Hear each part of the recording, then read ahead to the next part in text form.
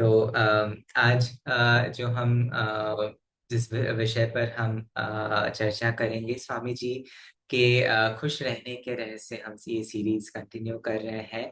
और स्वामी जी ने आज का जो विषय है, क्षण में जीना, लिविंग इन द मोमेंट, इस विषय के ऊपर मैं कुछ चीजें शेयर करूंगा जो स्वामी जी ने, योगानंद जी ने कही है। जो रहस्य है वो मैं दोबारा पढ़ना चाहूंगा। स्वामी जी लिखते हैं, खुश रहने का रहस्य है क्षण में जीना, लेकिन उससे बंधे बिना शाश्वत वर्तमान में।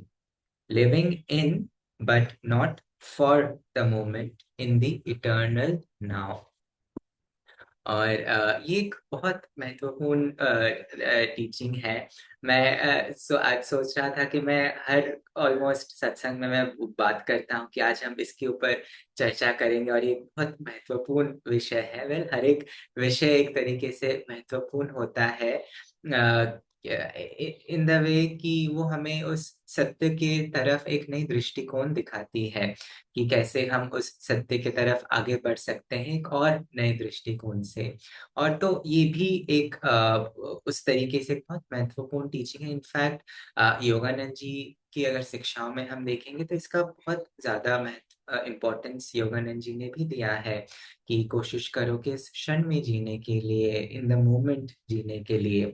अगर हम किसी भी संत के जीवन को देखेंगे, अवतार के जीवन को देखेंगे, कि हर एक संत, अवतार, गुरु जैसे आप कहेंगे, कि वो इस क्षण में जीते थे कि उनके लिए आ, भविष्य में या भूत में जो भी घट चुका था या घटने वाला था, वो महत्वपूर्ण नहीं था, या उनका मन विचलित नहीं था। वो पूर्ण रूप से इस क्षण में जीते थे।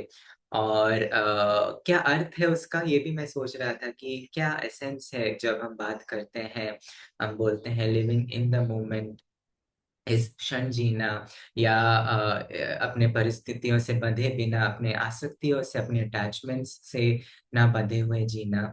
और ये स्वामी जी बोलते हैं कि इस क्षण में जीने का अर्थ है कि जो भी हम अपनी परिस्थितियां हम सोच देखते हैं, पाते हैं, हम संसार में जो हम रिलेट करते हैं हमारे परिवार से, हमारे कार्य से, हमारे बच्चों से, हमारे अलग अलग जो भी अगर रिस्पॉन्सिबिलिटीज है।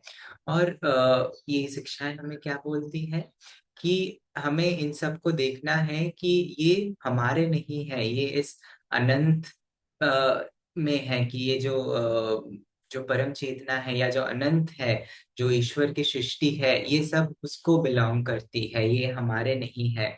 काफी समय क्या होता है कि हम इनसे अटैच्ड हो जाते हैं, और गलती वहां पर होती है। स्वामी जी शेयर करते हैं कि ये जो काफी समय जब हम बोलते हैं कि आप अटैचमेंट दूर कर दो, कि आप चीजों से, लोगों से, परिस्थितियों से अ, हमें अटैच नहीं होना है। काफी समय हम सोचते हैं कि नहीं, तो इसका मतलब तो क्या ये गलत है कि मैं अपने मेरे बच्चे हैं या मेरा परिवार है तो मुझे उनकी मदद करनी है या मुझे उनकी सेवा करनी है, मेरा ये कार्य है, तो क्या मुझे ये नहीं करना है, क्या मुझे दूर हट जाना है? और क्या, और काफी समय होता है लोग, और खासकर जब हम इन शिक्षाओं को हम पढ़ते हैं, बट उन्हें अगर हम सही कॉन्टेक्स्ट में नहीं रख पाते हैं, हमें लगता है कि फिर हमें सब छोड़ देना चाहिए, या हमें इंडिफरेंट हो जाना चाहिए, उदासीन हो जाना चाहिए। और स्वामी जी बोलते हैं कि नहीं, ये बिल्कुल सही नहीं है। कि हमें अपना कार्य तो करना ही है, कि अगर आपकी जो रिस्पॉन्सिबिलिटीज है अपने परिवार के तरफ, अपने कार्य के तरफ, वो तो हमें निभाना है। बट वो अटैचमेंट के बिना हमें उनसे आम क्या दिक्कत कहाँ पे होती है कि होता है कि हम इन चीजों से हम अटैच्ड हो जाते हैं, एक्सपेक्टेशन आ जाता है। काफी समय हम सोचते, हम रुके हुए रहते हैं। क्या होता है, हम या तो ये सोच रहे होते हैं कि अच्छा चलो, मेरा जो बच्चा है वो बहुत सालों बाद घर पर आ रहा है, मैं उसके तरफ मैं लुक फॉरवर्ड कर रहा हूँ उस परिस्थिति में। या ये जन्मदिन आने वाला है, फॉर एग्जाम्पल, मैं इसे सेलिब्रेट करूंगा।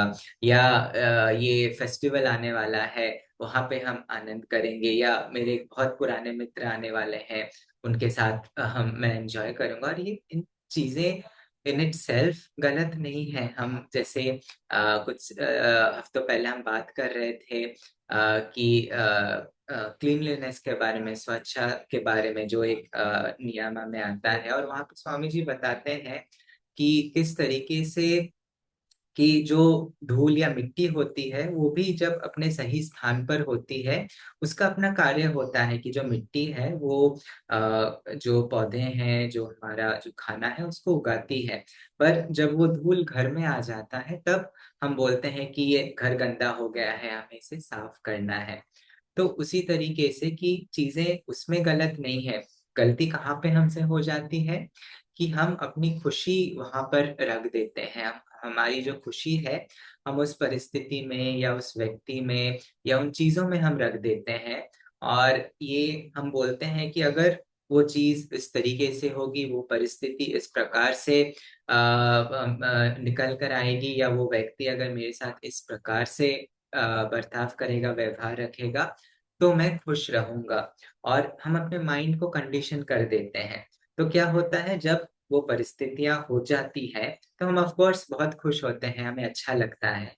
पर जब वो परिस्थितियाँ हमारे उस इच्छानुसार नहीं जाती हैं, हम दुखी हो जाते हैं। हमें लगता है ये जी कि गुरुजी मेरे साथ क्या कर रहे हैं, या मेरा खराब भाग्य है, मेरे साथ ये बुरी चीज़ें हो रही हैं। पर योगानंद जी बोलते हैं परिस्थितियाँ न्यूट्रल हैं, हर हर परिस्थिति न्यूट्रल है, कोई अच्छी-बुरी नहीं है, कि हम किस प्रकार से उस पर रिस्पॉन्ड करते हैं, रिएक्ट करते हैं, वो उसे अच्छी या बुरी बनाती है। तो हमें इस बात के ऊपर हमें बहुत कॉन्शियस होना है कि हम अटैच तो नहीं हो रहे हैं, हम कोई एक्सपेक्टेशन तो नहीं रख रहे हैं कि ऑफ कोर्स हमें एन्जॉय करना है, अगर हमारे परिवार में बहुत समय बाद यूनियन हो रहा है, हम मिल रहे हैं या एक त्योहार मना रहे हैं, ऑफ कोर्स हमें एन्जॉय करना है, बट उसे अटैचमेंट में नहीं रहना है, ये सबसे बड़ी चीज़ है। और एक और चीज़ जो इसमें योगानंद जी बताते हैं, जो हमें लगता है कि क्यों ना हम इस क्षण का आनंद ले लें, ये तो बस चले जाने वाला है, कि ये कुछ दिनों के लिए बस ये त्योहार है या ये लोग हैं, फिर तो वो चले जाएँगे।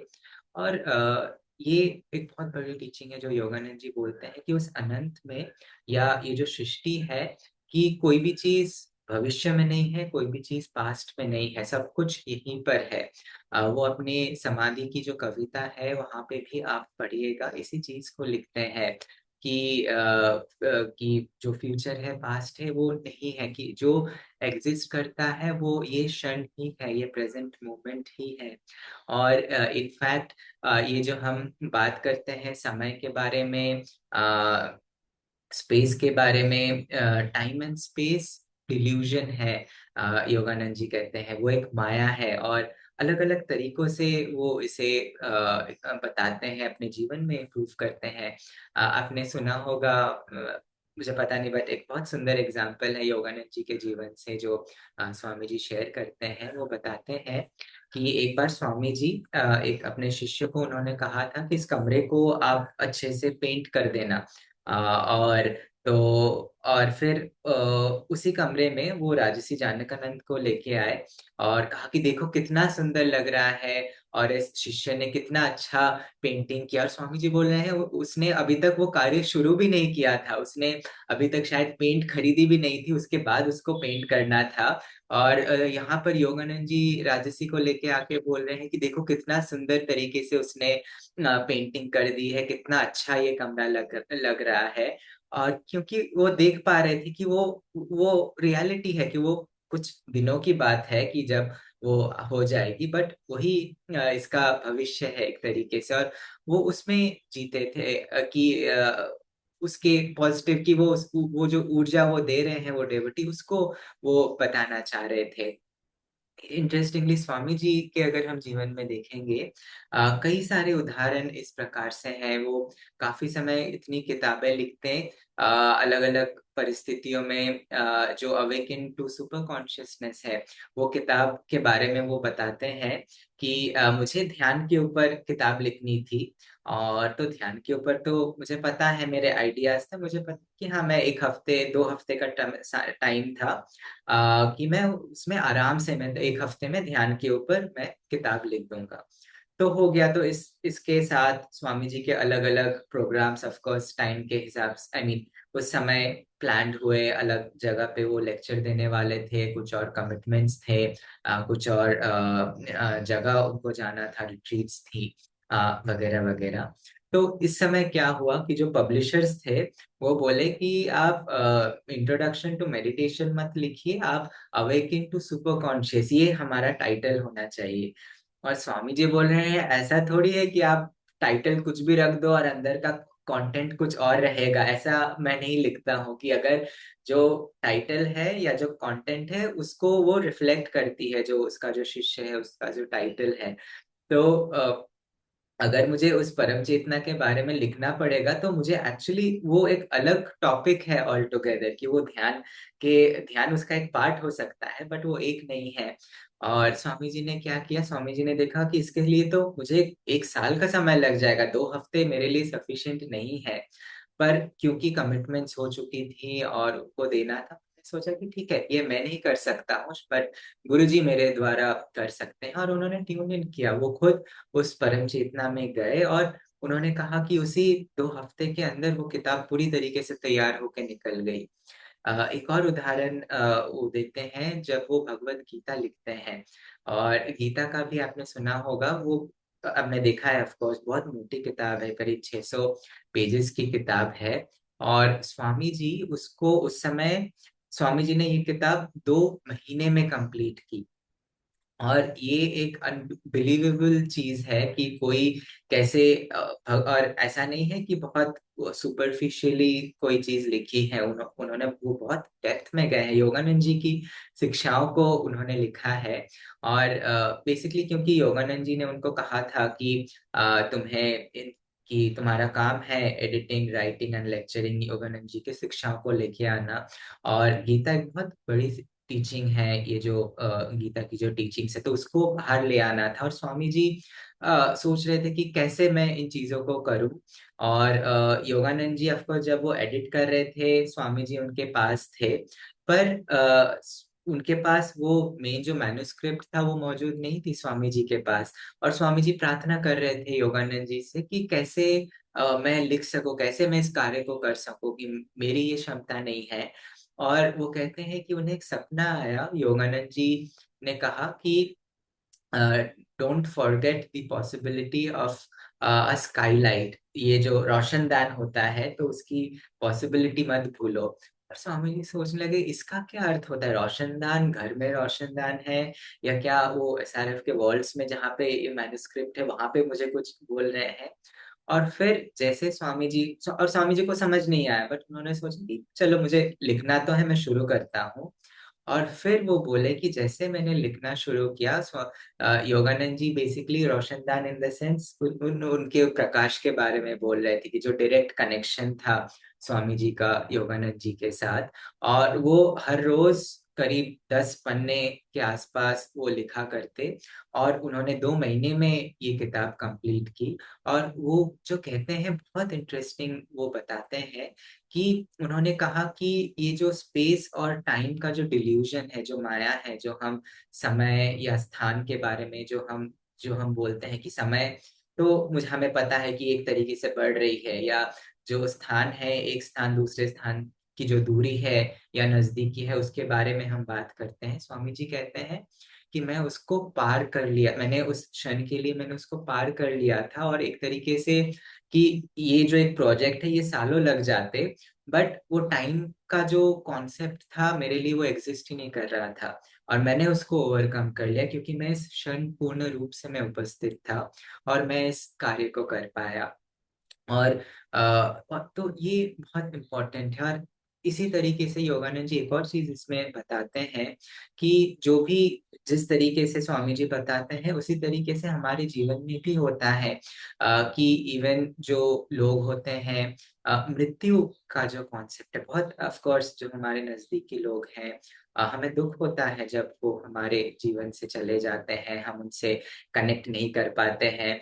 हम बोलते हैं अच्छा दूर है, किसी और देश में भी है, हमें पता है कि चलो वो अच्छा है या खुश है, बात नहीं भी हो रही है, पर अगर कोई पृथ्वी छोड़ के चला जाता है, हमें लगता है कि हम कनेक्शन नहीं बना पा रहे हैं।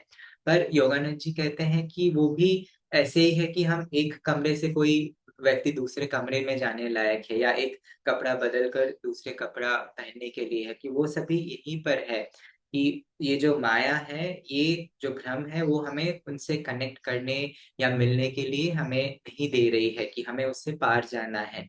पर उनकी जो एग्जिस्टेंस है वो इसी समय है, हर एक परिस्थिति, हर एक क्षण, हर एक लोग इस क्षण ही जी रहे हैं, उसमें कोई अंतर नहीं है, कोई आगे कोई पीछे नहीं है।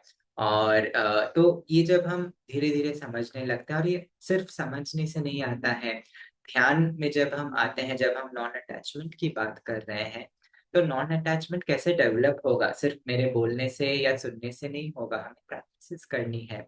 फॉर एग्जाम्पल ध्यान हमें मदद करती है धीरे धीरे उस नॉन अटैचमेंट की तरफ जाने के लिए, हमारी आसक्तियों से बाहर आने के लिए, और हमें कोशिश करना है कि कैसे हम धीरे धीरे जा सकते हैं इस आसक्ति के तरफ, इन आसक्तियों से मुक्ति के तरफ हम कैसे जा सकते हैं। सो ये पहली चीज है, अगर हम देखेंगे कैसे हम इस टीचिंग को हम जी सकते हैं, अपने जीवन में ले आ सकते हैं, कैसे हम इस क्षण में जी सकते हैं। सबसे पहली सबसे महत्वपूर्ण चीज है कि कोशिश करना बिना अटैचमेंट के, और इसका अर्थ कभी भी नहीं है कि हमें दूर चला जाना है या हमें अपना कार्य रोक के देना है, रोक कर देना है।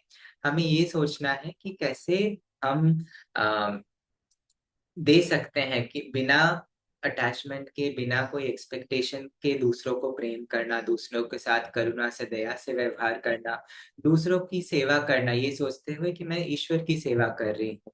और एक और चीज जो हमें इससे मुक्ति देती है वो ये है कि काफी समय हमें लगता है कि मैं रिस्पॉन्सिबल हूँ, मैं अगर नहीं देखूंगा मेरे बच्चे को या मेरे इस परिवार को, तो इनका क्या होगा। वेल, हमारी खुद की कोई गारंटी नहीं है, हमें नहीं पता है कि कब ईश्वर हमें वापस बुलाने वाले हैं, हमें नहीं पता है हमारा कर्म क्या है। और ये हमारी भी रिस्पॉन्सिबिलिटी नहीं है कि हम दूसरों के लिए रिस्पॉन्सिबल नहीं है। काफी समय हम सोचते हैं ये मेरी रिस्पॉन्सिबिलिटी है उसको देखना। वेल, हम जिस प्रकार से ईश्वर के संतान हैं, वो भी ईश्वर के संतान है। और हाँ, हमारी ड्यूटी हो सकती है उनके प्रति, और वो हमें अपने सबसे अच्छे तरीके से उसे निभाना है। पर अगर हम उसे नहीं कर पा रहे हैं, या अगर हम उस इक्वेशन से चले भी जाएंगे, तो ऐसा नहीं है कि उसकी देखभाल करने के लिए कोई और नहीं रहेगा। ईश्वर को पता है उनके बच्चों को क्या जरूरी है, उनको क्या देना है, और वो उनकी देखभाल करते हैं।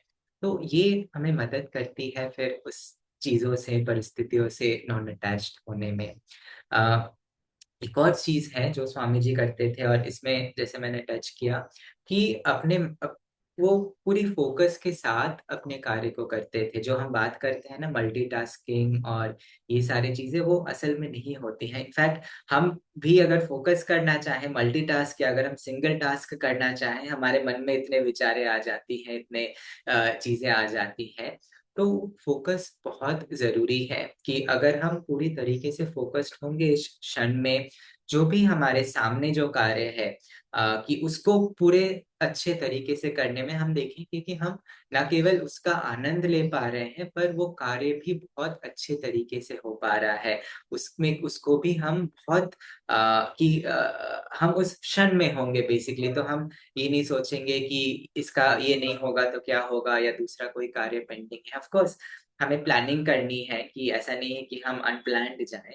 अपने जी प्लान कीजिए, आज के दिन के लिए, पूरे हफ्ते के लिए, पूरे साल के लिए, जो भी है, बट हर एक कार्य को फिर उस क्षण में रहते हुए हमें करना है। तीसरी चीज जो हमें इसमें मदद करेगी, वो है अपने परिस्थितियों को स्वीकार करना एज इट इज। कि और ये एक बहुत बड़ी चीज होती है, काफ़ी समय जो प्रॉब्लम होता है हमारे लिए, और ये इम्पोर्टेंट है कि हमारा एक माइंडसेट होता है कि ये परिस्थितियाँ ऐसी ही होनी चाहिए, और हमारे हाथ में तो कुछ नहीं है। तो जब परिस्थितियाँ उस हिसाब से नहीं होती हैं, तो हमें लगता है कि चीज़ें गलत हो रही हैं, तो हमें उस प्रकार से हमें बिहेव करना है या रिएक्ट करना है, क्योंकि पूरा जो संसार है वो उनकी वो एक्सपेक्टेशन है, और वो गलत है। ये भी एक तरीके का एक अटैचमेंट होता है, जब हम फिर ये सोचते हैं कि हम हमारा बर्ताव भी इसी तरीके का होना चाहिए। पर ये सही नहीं है, हमें कभी भी चीज़ों के प्रति नकारात्मकता के साथ, नेगेटिविटी के साथ रिस्पॉन्ड नहीं करना है। स्वामी जी के उदाहरण में हमने कई बार, आई एम श्योर आप सभी जानते होंगे, हम इतने बार रिसेंटली शेयर किया, जब जैसे आनंदा विलेज में आग लग गई थी, जब पूरा विलेज खराब हो गया था, और स्वामी जी अगले ही दिन एक दुकान में गए, स्टोर में गए, और वो गाना गा रहे थे, और एक लेडी उनसे बोली कि आप गा रहे हो, आपका मंदिर जल गया, और कैसे आप गा सकते हो? स्वामी जी ने बोला कि मंदिर जला है, मेरी आवाज नहीं जली है, मैं गा तो मैं सकता ही हूँ। और उस महिला ने कहा कि मेरा जब घर जल गया था, मैं 3 महीना रोई। और स्वामी जी कहते हैं फिर क्या हुआ? 3 महीने बाद वापस हमने कंटिन्यू किया। और तो 3 महीना, हम अगर कोई नुकसान हो जाता है, हम 3 महीना रो सकते हैं, 3 साल रो सकते हैं, उसका कोई अंत नहीं है। पर एक टाइम आएगा जो हम उसको भूल के, परिस्थितियाँ बदल जाएँगी, चीज़ें हम आगे जाएँगे। तो क्यों इन 3 हफ्तों को, 3 दिन को वेस्ट करना, कि जो हो चुका है अगर उसमें हमारा कोई हाथ नहीं है, हम अगला कदम हम कैसे रख सकते हैं? बजाए कि ये सोचने के लिए कि वो कितना सुंदर मेरा घर था, या वो अपॉर्च्युनिटी थी, या वो परिस्थिति थी, या मेरे हाथ से वो चली गई, या मैं अब कुछ नहीं कर पा रहा हूँ। जो हमारे हाथ में है वो है, हम किस दृष्टिकोण से आगे देख सकते हैं, और वो हमें वो ऊर्जा देगी जो हम जिससे हम आगे जा सकते हैं।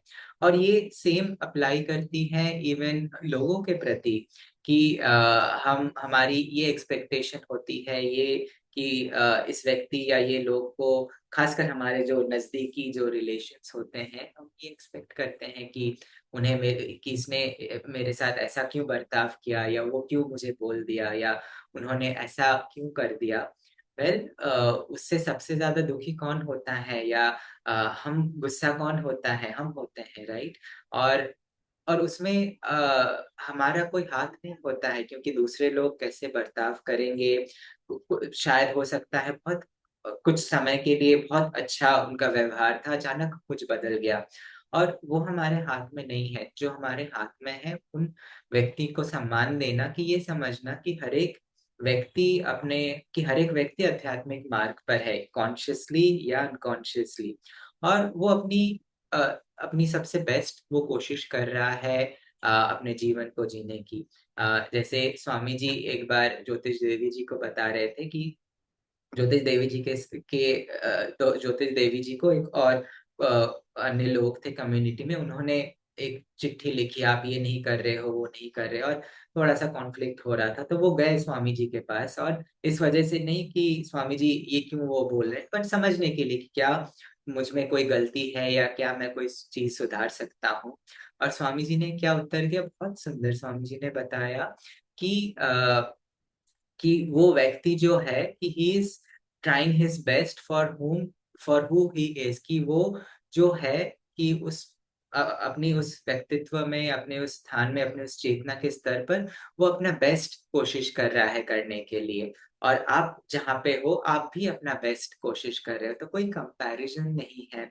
तो हमें भी अपने आप को भी उस तरीके से देखना है कि हम जहाँ हैं, हो सकता है गलतियां हो रही है, या हम सही नहीं कर पा रहे, बट हम जहाँ हैं, हम अपनी बेस्ट कोशिश कर रहे हैं, और हम उसके बाद हम आगे जाने की कोशिश करेंगे, और वो प्रयास जारी रखना। और ये आखिरी चीज इसके साथ मैं एंड करूंगा, और कि जो हमें मदद करेगी इस क्षण में जीने के लिए, काफी समय हमारे ये कॉन्सेप्ट होते हैं कि ये जो भविष्य में ये जो समय आने वाला है, ये बहुत सुंदर होने वाला है, और हम बहुत अपेक्षाएँ रखने लगते हैं, या इवन पास्ट परिस्थितियों में आपने देखा होगा कि हम कि ये हमारा माइंड है, बहुत इंटरेस्टिंग है जिस तरीके से ये चीजों को कैप्चर करता है या रिटेन करता है। हमारा माइंड हर चीज को रिटेन नहीं करता है, कुछ कुछ स्पेसिफिक चीजें या इवन पास्ट को भी बदल देती है कई समय। और हम ये रहता है कि ये जो मेरा जो पास्ट था वो कितना सुंदर था, कितना अच्छा था, अभी मेरी परिस्थिति देखो कितनी खराब है। और ये सभी एक सपने जैसा है, मीनिंग ये सच्चाई नहीं है। अ, हम जब उस क्षण में उस परिस्थिति से गुजर रहे होते हैं तो शायद हमें वो फीलिंग नहीं आती है, हमें लगता है हाँ ये ठीक है, अच्छी है, बट उतनी भी नहीं है जो हमारी एक्सपेक्टेशन थी। जो हम कहते हैं ना कि the grass is greener on the other side, कि हमेशा हमें लगता है कि वो जो दूसरा साइड है वो सच में बहुत अच्छा है, या ये जो दूसरा व्यक्ति है वो हमेशा बहुत खुश है। वेल, सभी की अपनी अपनी चैलेंजेस है, सभी अपने अपने परिस्थितियों में अपनी बेस्ट कोशिश कर रहे हैं। तो हमें वो भूल जाना है कि भविष्य में कुछ परिस्थिति या कुछ ऐसा समय आने वाला है जब मैं बहुत खुश हूँगा। वेल, हम खुश अभी हो सकते हैं, हमें बस इस क्षण में जीना है, इस क्षण में पूरे तरीके से उपस्थित होना है, और हम देखेंगे कि चमत्कारी तरीकों से हम कैसी भी परिस्थिति क्यों ना हो, आसान हो या कठिन हो, उसमें भी हम खुश रह सकते हैं, उसमें भी हम आनंद में रह सकते हैं। और ये हमारी पोटेंशियल है, ये और ये सच्चाई है कि हम इसमें रह सकते हैं। ये हमारी असली कॉन्शियसनेस है, जो ये जो गुरु आते हैं, जो अवतार आते हैं, वो हमें बताने की कोशिश कर रहे हैं कि आप ये करने की को यहाँ पे आप जीने की कोशिश करो जैसे हम जीते हैं। तो चलिए, इसके साथ मैं मेरे तरफ से यहाँ पे एंड करूँगा। और आई होप जो तीन चार चीज़ें मैंने शेयर की आप इसे अप्लाई कर सकते हैं। और मे बी नेक्स्ट टाइम अगर हो सके तो आप शेयर भी कीजिए अगर आपने कैसे अप्लाई किया और कैसे इसने आपको बेनिफिट किया। तो चलिए, यहीं पे हम समाप्त करेंगे सत्संग को। आपका बहुत बहुत धन्यवाद जुड़ने के लिए।